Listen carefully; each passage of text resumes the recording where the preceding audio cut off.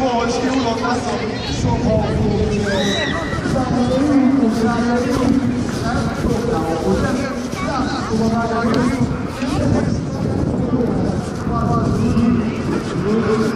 不用告诉你们的给我们说如所我们啊那是我通过了就是我这样的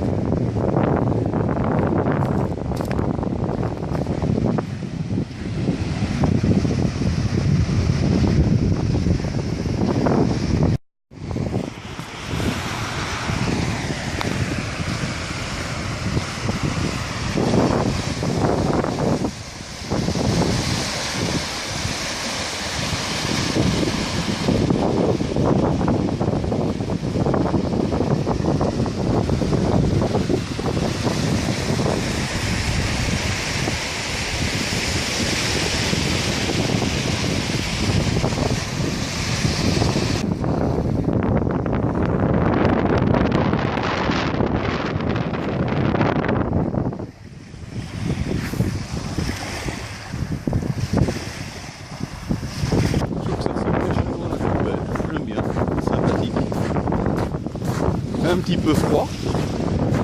Mais sinon ça va. C'est ici que je passe pas mal de temps pendant le week-end. C'est Helsingborg, où j'aime beaucoup, et là-bas peut-être on peut voir vaguement. Est-ce qu'on peut zoomer? Et si on veut zoomer, oui, non, pas grand chose. Enfin bref, là-bas c'est Helsingborg. Allez, on continue. Pour une sorte de maison noble qui a été transformée en appartement. Je trouve que c'est pas mal du tout. Je trouve qu'à l'époque il y a une très belle vue. Entre là-bas, bon là-bas on voit Helsingborg, mais encore plus loin il y a Malmö, qui doit facilement être à 1 heure de train d'ici. Ça c'est le Danemark qu'on voit au loin. Et tout là-bas, ben, j'ai envie de dire que jusqu'à Göteborg, il y a facilement encore une demi-heure, quoi. 2h30 de train. Donc au total, c'est facilement 300-400 km de côte. Ah, s'ajoute ça tous les petits fjords. Donc il y a plus ou moins 1000 km de côte. On a vu, au loin, on ne sait pas du tout ce que c'est. En tout cas, c'est quand même bien fermé. On va me demander ce que fait un totem indien.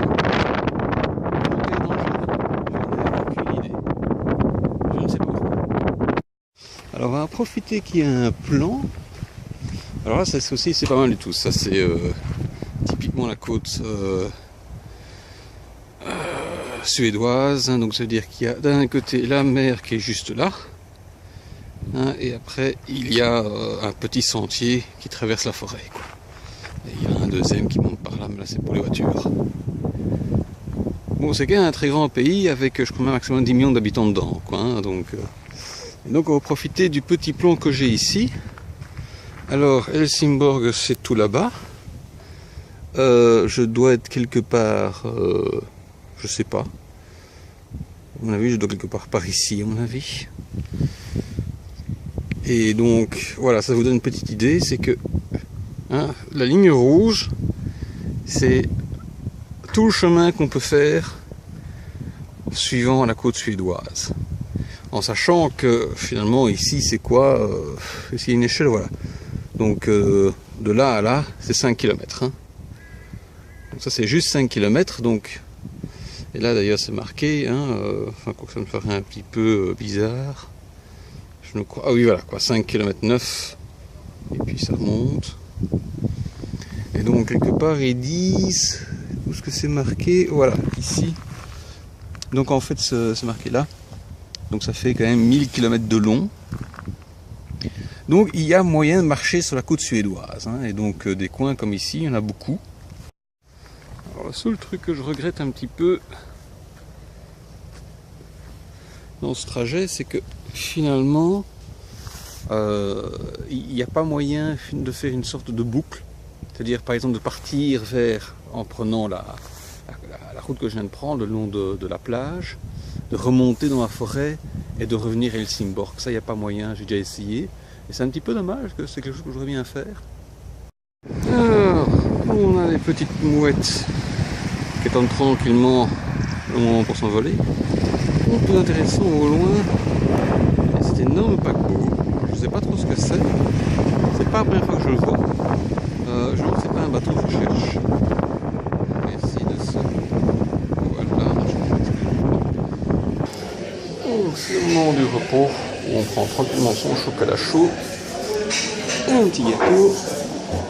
Je sais pas si ça se voit un petit peu de l'autre côté. C'est encore un peu de coiffé. Moi j'aime bien l'ambiance. C'est pas mal. En plus la vue est quand même assez fantastique directement sous le port. C'est assez chouette. Sauf quand il y a des imbéciles qui renversent leur café, bien entendu.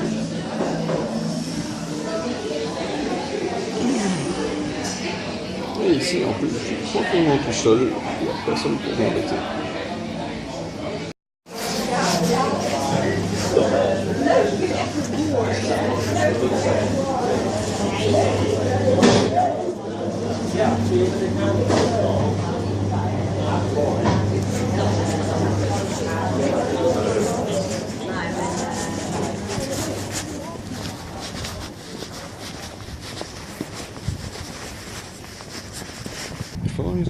Alors ça c'est le ferry avec lequel je suis venu et avec lequel je vais repartir dans pas longtemps. C'est quasiment donc derrière c'est la gare, enfin là ici c'est un hôtel, enfin derrière l'hôtel il y a la gare et à ça il y a en fait 3 decks pour les ferries. Les cerisiers du Japon c'est assez rare en fait, en Scandinavie en général ce sont juste des cerisiers avec des fleurs blanches. Ici on voit pas tellement qu'elles sont roses. Voilà, ici on voit déjà un petit peu mieux que c'est un peu rose. Donc ici on est dans un supermarché suédois avec de la bière dans les rayons. Donc les bières sont autorisées du moment que c'est en dessous de 3,5% d'alcool. Alors ce qui est très intéressant, c'est qu'ils ont fait expressément des Guinness ou des Carlsberg avec juste 3,5. D'ailleurs c'est marqué sur l'étiquette. Ça c'est comique. Donc globalement, tous les supermarchés sont les mêmes. Où que vous alliez, c'est plus ou moins la même chose quand j'étais au Colorado. Donc vraiment, le seul endroit où ne pas être perdu, c'est dans un supermarché.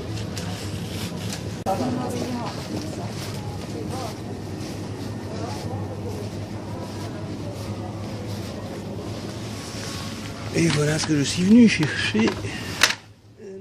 C'est là. Ici. Alors ça c'est une petite particularité de la Scandinavie, surtout de la Suède, en fait c'est plein de trucs en tube qu'on peut mettre sur ses tartines. Personnellement j'en ai jamais pris. Alors il y a même du salami, des crevettes, du fromage en tube. Personnellement ça a l'air assez dégueulasse.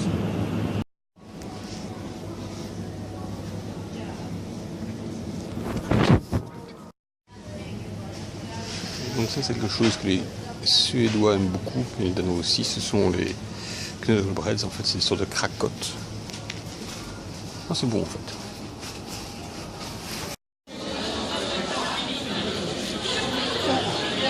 Là je suis en attente pour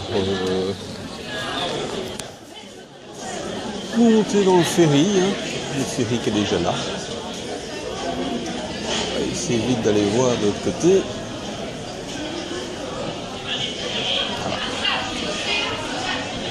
Le ferry est là. Ah ben on peut déjà rentrer. C'est parfait.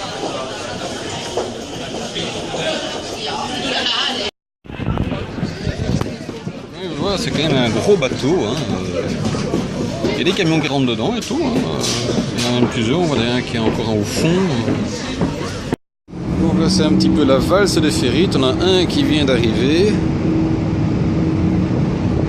Et nous qui partons.